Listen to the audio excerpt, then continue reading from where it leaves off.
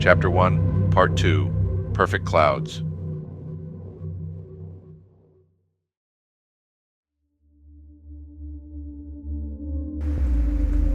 Clouds collided above, their forms converging to form new masses, which in turn crashed into others. Those went on to crash with yet more. Behind those clouds were pulses of blue light that darted to and fro. Like a fireworks show, these glowing blue embers splintered and darted in spontaneous directions. Lazy blue lightning arced across the sky haphazardly, almost as if they whimsically yet gracefully strolled about in a dance as wisps of haze chased after the sparks. David was staring at the sky, unable to fully grasp what he witnessed. His eyes were blurred, and his brain was stinging, but he was starting to process. He knew that he'd come to only a few minutes ago. But rather than thinking about the pain that racked his body or the needles on the back of his neck screaming, all he could do was admire the beauty in the sky above. Truth. He repeated this dozens of times after he had woken. He hadn't even tried to move. He simply let that one powerful word roll through his mind again and again. There was an allure to it, so compelling, so comforting. It simply rolled off the brain so warmly he savored each time he said it. Is this death? Is this what it feels like? He was young to die, but not so much as to not have made the most of it, or at least the most of some of his life. There was always more to pursue, but now he was content to die staring at the light in the clouds, in awe of something so much greater than he. How beautiful is the sky that bears death. The words gave him peace, and that let him accept his fate. Only he wasn't dying. When his vision had sharpened and the shock abated, his senses began to function cleanly, and a thought formed. How long have I been laying here? Those words finally broke the previous loop of thoughts.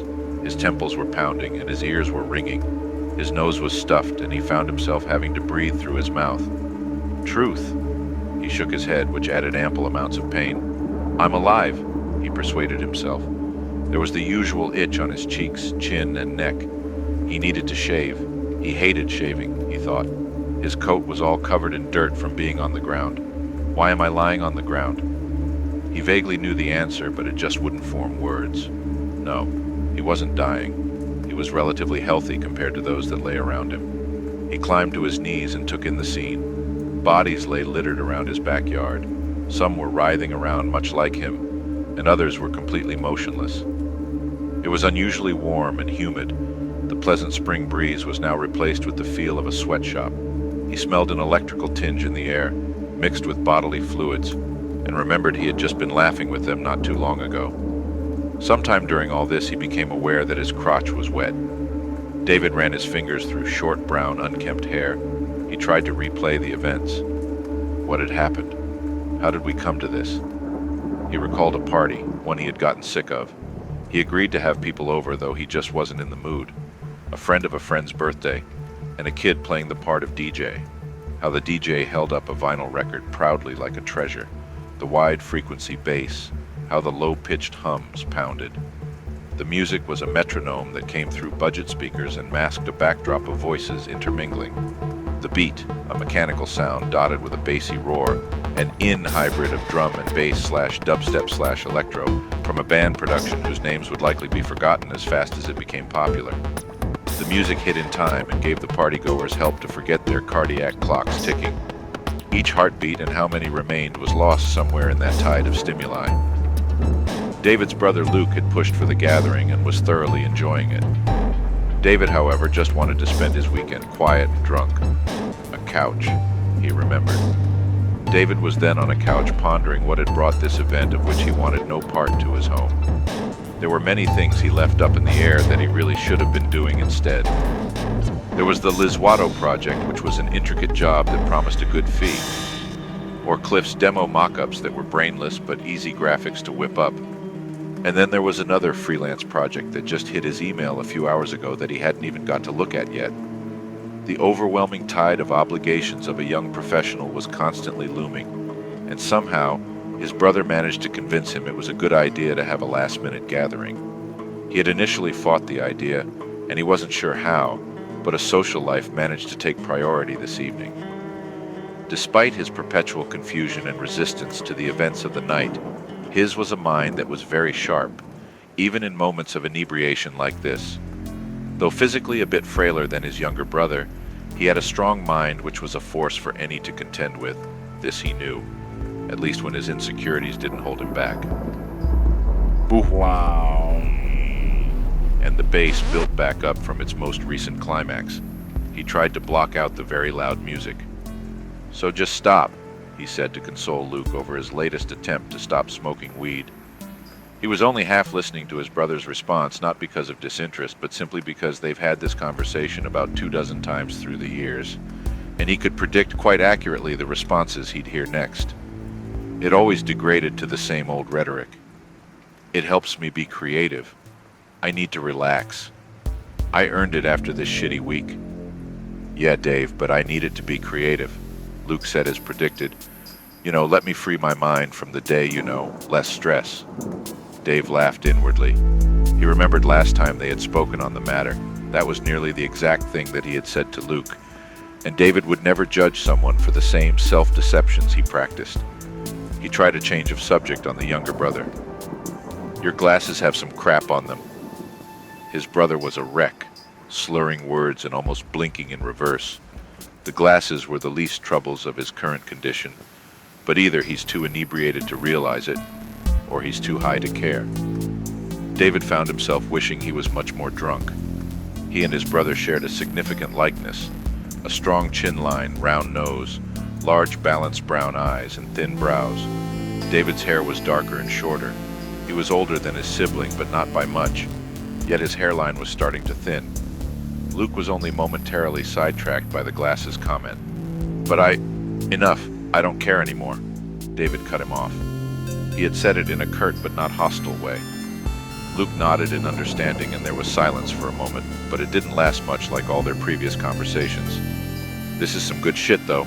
Can't waste it." Luke had no compunctions of downing a 40 ounce of some random malt beer and smoking weed from some unidentifiable origin.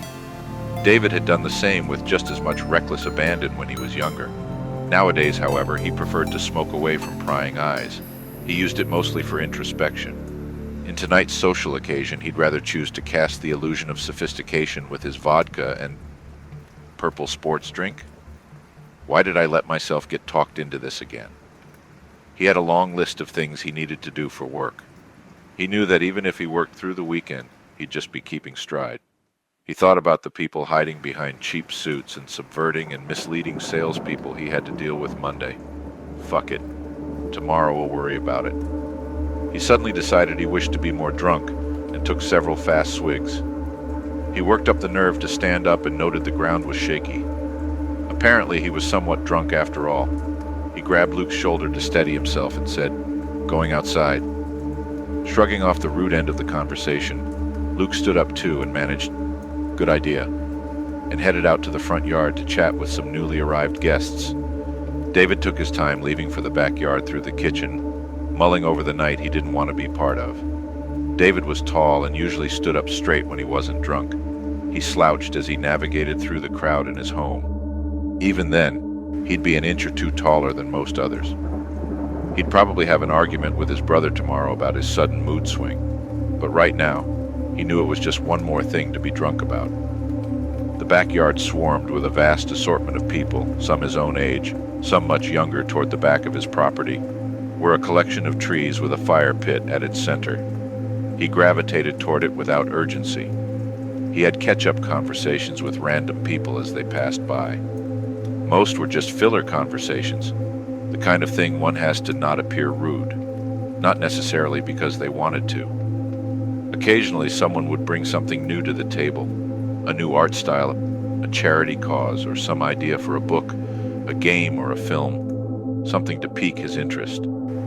Even so, David was just not there tonight and didn't really feel like engaging any more than needed.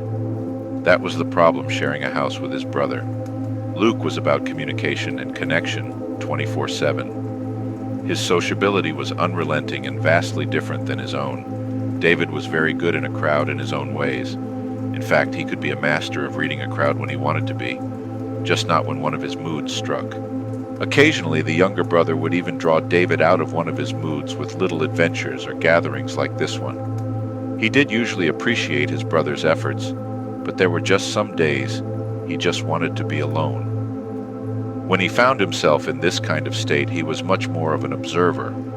He felt more like a camera floating over his own shoulder. Though he didn't want to interact, he found it very easy to withdraw and just watch. He was much more interested in observing all these people doing their songs and dances, how they all strutted their colors and tried to make them stand out in the group, witnessing evolution at work, he muttered internally. The current in-term was people being alpha or beta. David was unsure if he was either. The variety of people at this gathering was, as usual, unpredictable.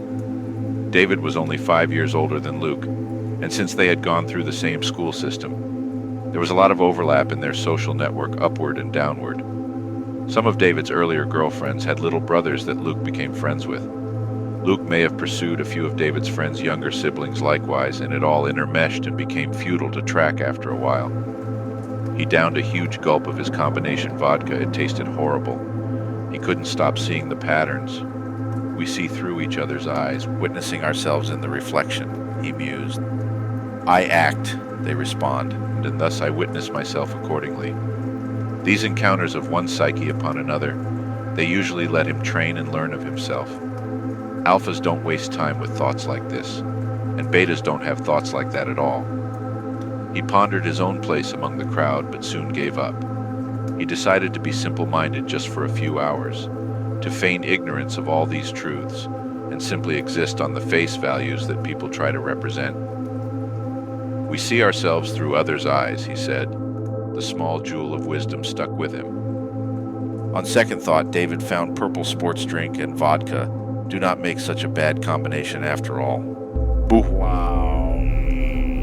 The bass from the speakers reminded him of where he was. Boo! Wow! The record screeched, and a sudden skip ripped him out of his thoughts.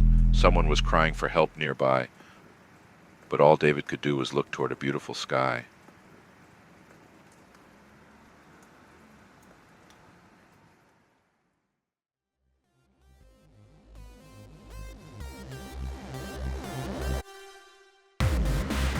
Thank you for listening to this enhanced audiobook.